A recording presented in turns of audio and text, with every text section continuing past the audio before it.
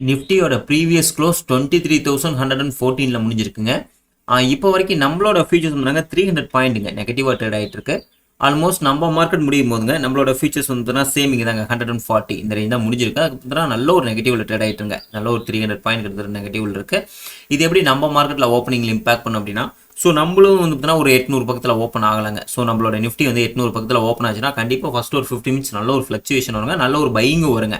So focus பண்ணணும்னு நினைக்கிறவங்க so அப் சைடில் ஃபோக்கஸ் பண்ணிக்கோங்க, டவுன் சைடில் ஃபோக்கஸ் பண்ணாதீங்க.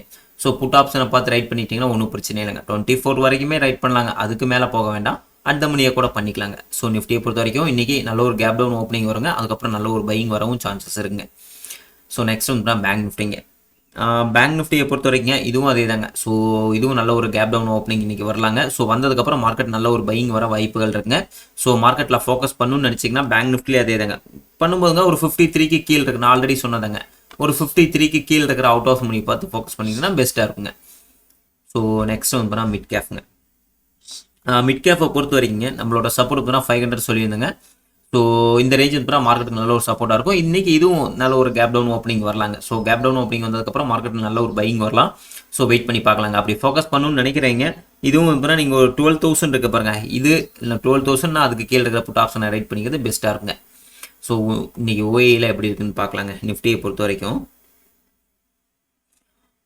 நிஃப்டியில் 22ல் ஸ்ட்ராங் ஓஏ இருக்குங்களா? இல்லைங்க, 23லே பார்த்தீங்கன்னா சப்போர்ட் ஓஏ இருக்குங்க. ஸோ மேபி வந்து பார்த்தீங்கன்னா இன்றைக்கி இது ஹண்ட் ஆகலாங்க. கேப் டவுன் ஓப்பனிங் வர்றப்பங்க கண்டிப்பாக 23 புட் ஆப்ஷன் வந்து ஹண்ட் ஆகலாம்.